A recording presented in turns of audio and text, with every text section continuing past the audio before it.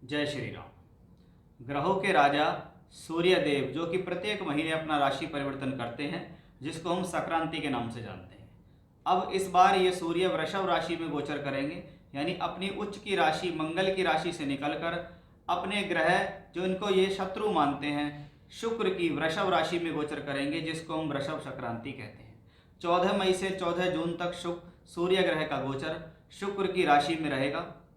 भले ही ये शत्रु की राशि है, लेकिन ये शुक्र की राशि काल पुरुष के दूसरे घर की राशि है, जिसको हम फाइनेंस की राशि बोलते हैं। और इस बार सूर्य यहाँ शुक्र और गुरु के साथ मिलकर त्रिग्रही योग बनाएंगे। सामान्य तौर पर सूर्य का वृषभ राशि में जाना शुभ होता है, लेकिन इस बार यहाँ पर दो अन्य ग्रह भी हैं, शुक्र और गुरु, जिनको सूर्य ने अकेले अस्त भी किया है। तो इसका आपकी राशि पर क्या प्रभाव होने वाला है, यह सब कुछ बहुत विस्तार से मैं इस वीडियो में आपको बताऊंगा कि आने वाला जो एक महीना है इसमें सूर्य देव आपको क्या दे सकते हैं। ये वीडियो उन लोगों के लिए और ज़्यादा खास हो सकता है जिन लोगों को अपने जीवन के अंदर सूर्य की दशा चल रही है, या शुक्र की दशा चल रही है, या गुरु की दशा किसी भी तौर पे चल रही है, चाहे वो महादशा है, अंतरदशा है या प्रत्यंतर दशा है। क्योंकि ग्रहों के राजा हैं सूर्य, और सूर्य यहाँ पर पृथ्वी तत्व राशि जिसको हम कहते हैं, धन त्रिकोण राशि जिसको हम कहते हैं, अर्थ त्रिकोण राशि जिसको हम कहते हैं, उसकी राशि के अंदर सूर्य गया। अब सूर्य कौन है? राज्य सरकार का कारक है। तो ये सभी लोग जिनका राज्य सरकार से संबंधित कोई काम है, राजनीति में वो लोग काम करते हैं, अधिकारियों से मिलकर काम है, सरकारी नौकरी से संबंधित काम है, किसी भी प्रकार का सरकारी क्रियाकलाप करने वाले लोगों के लिए ये गोचर लाभान्वित साबित हो सकता है। क्योंकि यहाँ पर वो शुक्र की राशि में जाके शुक्र को अस्त करेंगे। गुरु कारक होते हैं धन के, गुरु भी इस दौरान वृषभ राशि में रहेंगे, उनको भी ये अस्त करेंगे। इनसे संबंधित वीडियो मैंने पिछले समय में बनाए भी थे कि शुक्र और गुरु दोनों अस्त हैं, और वो अस्त होके एक साथ आपको क्या दे सकते हैं और उनके लिए क्या विशेष उपाय करके आप इस दौरान अशुभ प्रभाव से बच सकते हैं, उसके लिए भी मैंने वीडियो बनाए हैं, आप मेरे चैनल पर जाके देख सकते हैं। सूर्य ग्रह जिसको हम सम्मान का कारक कहते हैं, पिता का कारक कहते हैं, राजनीति का कारक कहते हैं, अधिकारी वर्ग, सरकारी नौकरी, मान सम्मान। अगर शरीर के पार्ट्स के बारे में बात करें तो हृदय, आँखें, बाल, त्वचा, पेट और हड्डी, इनके कारक ग्रह भी सूर्य ही माने जाते हैं। लेकिन यहाँ पर ये शुक्र की सुंदरता की राशि के अंदर प्रवेश करेंगे, यानी कहीं ना कहीं ये स्थिति शारीरिक रूप से तो ठीक ही दिखाई देती है, कोई बहुत बड़ी परेशानी की स्थितियां यहाँ नहीं दिखती हैं। अब शुक्र की राशि के अंदर सूर्य जाएंगे, जहां पर क्रमशः 3 नक्षत्र भी होते हैं। पहला नक्षत्र होता है कृत्तिका नक्षत्र, जो सूर्य का ही नक्षत्र है, फिर रोहिणी, फिर मृगशिरा, चंद्र और मंगल। यानी वृषभ राशि में देखें तो कहने को ये वृषभ राशि है, शुक्र की राशि है, लेकिन इसमें सूर्य, चंद्र और मंगल के नक्षत्र होते हैं, कृत्तिका, रोहिणी और मृगशिरा।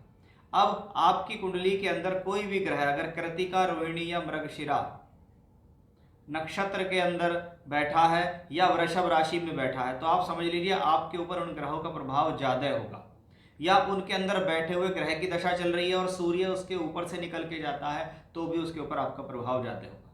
क्योंकि ऐसी स्थिति में सूर्य बली है, सूर्य को कोई प्रॉब्लम नहीं है, क्योंकि सूर्य अपनी सिंह राशि से अपने से दशम भाव के अंदर गोचर करेंगे। लेकिन शुक्र का और गुरु का अस्त होना कहीं ना कहीं समस्या को थोड़ा बहुत बढ़ा सकता है। उपाय स्वरूप यदि हम देखें तो ऐसी स्थिति में मैं कहता हूं कि बृहस्पति का बीज मंत्र जपना चाहिए, सूर्य देव की आराधना करनी चाहिए, श्री सूक्तम का पाठ करने से भी आपकी बहुत सी समस्याएं हल हो जाती हैं। तो अब हम देखेंगे कि एक महीने तक जब सूर्य यहाँ रहेंगे, 3 नक्षत्रों में रहेंगे, गुरु शुक्र को अस्त करते रहेंगे, तो ये एक महीने तक सूर्य की वृषभ राशि में जो वृषभ संक्रांति कहलाती है, ये आपकी राशि के ऊपर क्या परिणाम दे सकती है, उसके बारे में हम विस्तार तौर पे जानेंगे। क्योंकि सूर्य इस दौरान जिस राशि में प्रवेश करेंगे, ये महीना होगा ज्येष्ठ मास।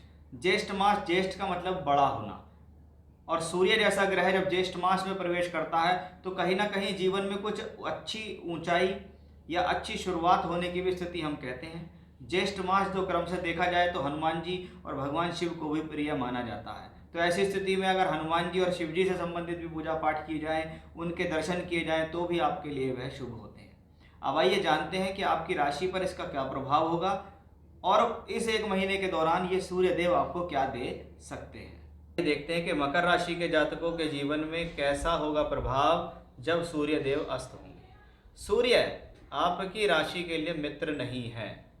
और जब जब कोई शत्रु ग्रह का गोचर होता है, अगर वो शुभ भावों में हो जाए तो उस भाव की शुभ की चिंता बढ़ जाती है। शास्त्र कहता है खराब भावों के स्वामी अच्छे जगहों पर गोचर कर जाएं तो कहीं ना कहीं प्रॉब्लम्स होती है। कुछ ही नियम ऐसे होते हैं जब खराब भावों के स्वामी भी राजयोग बनाते हैं। अब आप देखिए, 8वां घर आपकी राशि से ये 8वां है। 8वां घर अपनी गलतियों का है, अड़चन का है, दुविधाओं का है, परेशानियों का है, कोई गंभीर बीमारी, कोई अशुभ सूचना समाचार के लिए देखा जाता है। वहीं अष्टम भाव का मालिक सूर्य यहां से निकलकर यहां गया। अब इसमें पॉजिटिविटी देखिए आप कि अष्टम का मालिक कब शुभ फल देगा, जब वो त्रिकोणों से संबंध बनाएगा। अब ये अष्टम भाव क्या कहता है कि अष्टम का मालिक पंचम भाव में है, जो कि एक अर्थ त्रिकोणी राशि है, और ये भाव शिक्षा का है। तो जितने भी लोग किसी भी सब्जेक्ट को लेकर रिसर्च करते हैं, शोध करते हैं, किसी कार्य में लगे हुए हैं, कोई लेखन का कार्य है, कोई शोध का कार्य है, कोई सोच विचार का कार्य है, कोई पूजा पाठ का कार्य है, आध्यात्म का, योगा का, प्राणायाम का, सिद्धि का, तंत्र का, मंत्र का, ऐसा कोई भी काम अगर कोई व्यक्ति कर रहा है तो उसमें ये सूर्य सहयोगी है, उसमें ये सूर्य सफलतादायक है। क्योंकि जब भी व्यक्ति जीवन में सिद्धि कर रहे होते हैं तो उनके जीवन में हमेशा से अगर कोई रुकावट आई है तो वो रुकावट लग्जरी की होती है।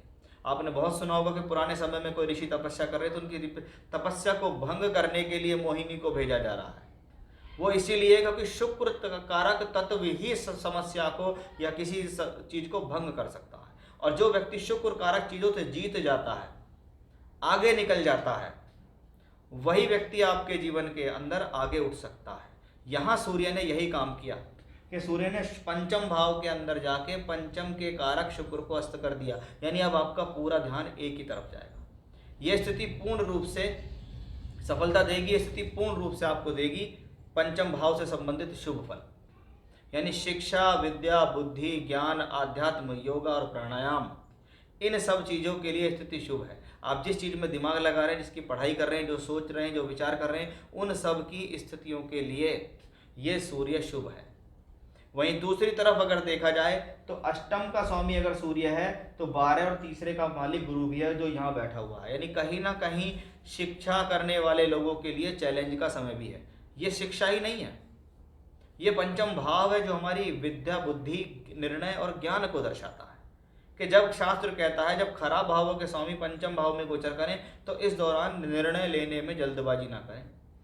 किसी भी प्रकार का सोच विचार आपको नुकसान दे सकता है, किसी भी प्रकार की जल्दबाजी आपके जीवन में हानिकारक हो सकती है।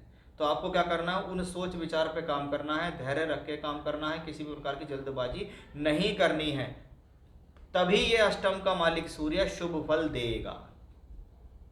ऐसी स्थितियों में लोगों को मैं कहता हूं कि जरूर इस दौरान सूर्य देव की उपासना करें।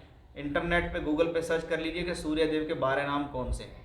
जल का लोटा लीजिए, एक तांबे का लोटा लीजिए, उसमें जल भरिए, थोड़ी सी रोली डालिए, थोड़ा सा गुड़ डालिए, सूर्य देव के सामने खड़े हो जाइए। अगर सूर्य देव का आह्वान मंत्र आपको आता है, ओम ही सूर्य सहस्रांशो तेजो रासो जगतपते अनुकंप्या में भक्ता ग्रहण हृदय दिवाकरम, ये कर सकते हैं। बहुत साधारण रूप से चाहे तो जपा कुसुम शंकाशम काश्यपी यम महादुतिम तमोरी सर्व पापागनम प्रणत स्मृत दिवाकरम, तो ये भी कर सकते हैं। ये भी नहीं कर सकते तो आप कह सकते हैं सूर्यदेव मैं आपको जल देने के लिए आया हूँ, आप हमारे पितरों के समान हैं, आप मेरे द्वारा दिए हुए जल को ग्रहण कीजिए। और आप सूर्यदेव के 12 नाम को बोलते हुए सूर्यदेव को जल दे सकते हैं। तो ये रेमेडी आपके लिए बहुत इफेक्टिव रहेगी, बहुत कारगर रहेगी। तो ये मैंने आपको बताया कि जब अष्टम का मालिक पंचम भाव में जाता है तो क्या पॉजिटिव है और क्या नेगेटिव है, इन बातों का आपको ध्यान रखना। क्योंकि अगर बताई हुई बातों के आप ध्यान भी रखते हैं ना, तो भी कहीं ना कहीं आप अपनी परिस्थितियों में जीत लेते हैं। जय श्री राम।